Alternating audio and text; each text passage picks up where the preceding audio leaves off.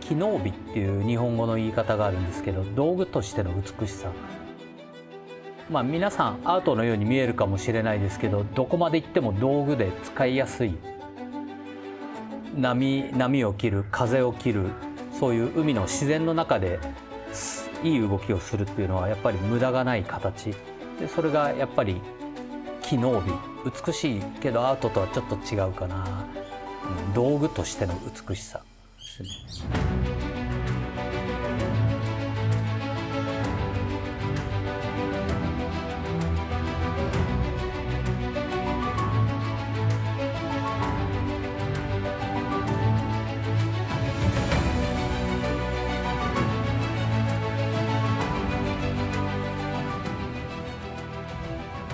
名前は吉田智弘と言います。生まれ育ちは東京で、石垣のこのクーラという集落に来て20年になります。今は吉田サバニ造船とクーラサバニツアーを主催しています。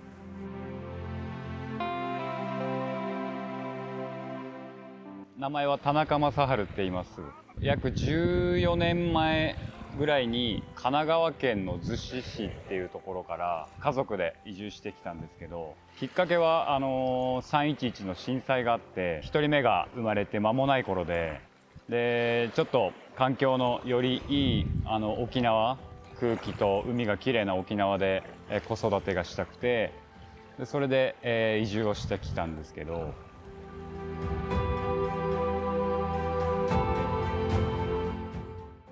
石垣島に来た時に最初に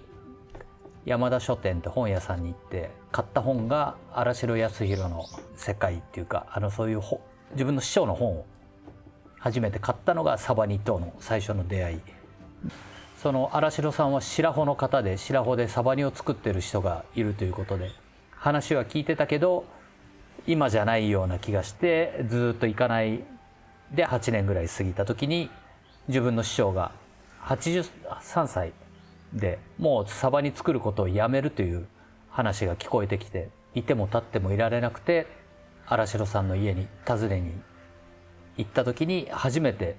船大工というものと出会って、その時に話してすぐ弟子になることが決まったかな。石垣に来て木工をするようになって、もう木が大好きで、木工仕事が自分の天職だなっていうふうに思いました。今現在石垣島で吉田さん一人になってしまったんですね、サバニの作り手が。そこでちょっと危機感を覚えたというか、このまま行ったら博物館行きになってしまうなっていう、ちょっと漠然とした思いがあって、船を直すことだったり、技術を継承したいなっていう思いが一番っていうのと、あとは船を作りたいっていう好奇心でしたね。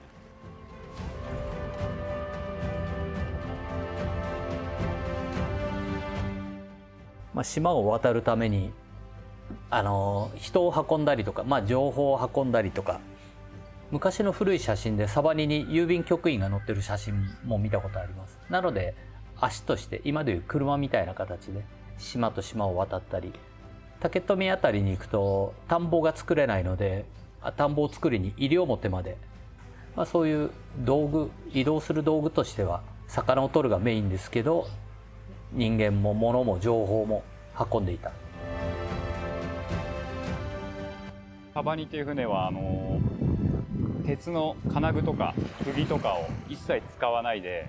もう本当にオールナチュラルで、本体は杉材だったりして、つなぎの継ぎ手の奮導っていうんですけど、それは島材でこう一つ一つ切り出していくものだったり、あとは竹の釘を使ったり、それを計500個ずつとかこう打ち込んでいくわけなんですけど、そういったものが全て手作りっていうところで、もう正直めちゃくちゃ大変でした。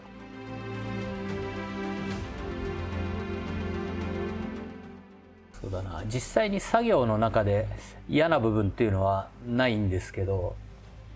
そうだな、好きな部分はサバニは船底を上にして作り始めるんですね。でまあ最初右と左を曲げてから船底を乗せていくんですけど、その外側を仕上げてから今度ひっくり返すんで、この外側を仕上げてる時が海の上でどういうふうに船が動くかっていうのを考えながら感じながら作っていくのが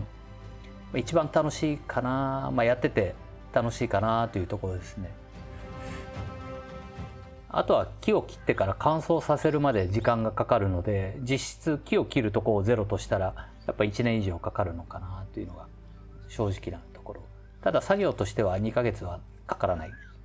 感じです。だいたい1年に3つ3艇ぐらい、だいたい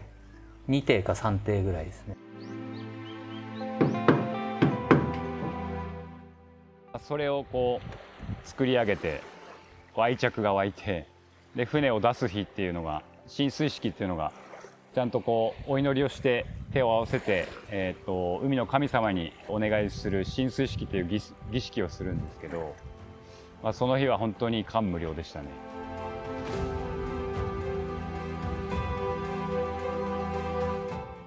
一応僕の場合は船大工が本業で、船大工を年取っても続けたいって考えてて、でそのためにはやっぱ船の注文がないといけないからどうしたらいいだろうっていうのを僕は師匠に聞いたら、自分で考えたら答え出るから考えろと言われて、でツアーをやって、ツアーで収益を上げれば、お金を稼ぐことができれば真似する人が出てくる。でそれを真似する人たちのためにまた自分は船を作ることができるっていう循環をちょっと作っていこうと思って。こうよりどんどんアウトドアが遠ざかっていくというか、そんな中でこの手作りの船、エンジンのない船でこう風と人間の力を使って進んでいくっていうところで、本当に五感をフルに使ってツアーを楽しんでもらう。そこでなんかこう生きる力をこうなんか伝えたいなっていう思いがありますね。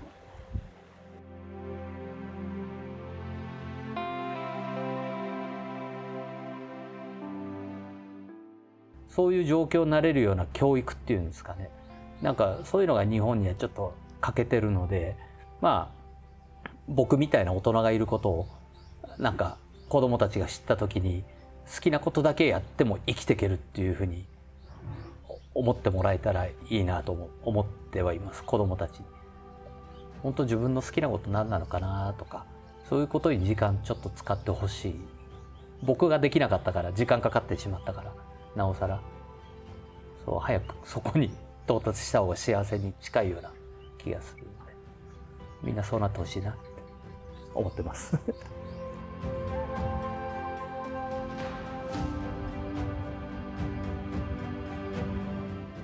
次の世代に、沖縄の風景、生きる力、そういうものをですかね、継承したいっていうのは。本当に八重山に訪れた時にはぜひ乗ってください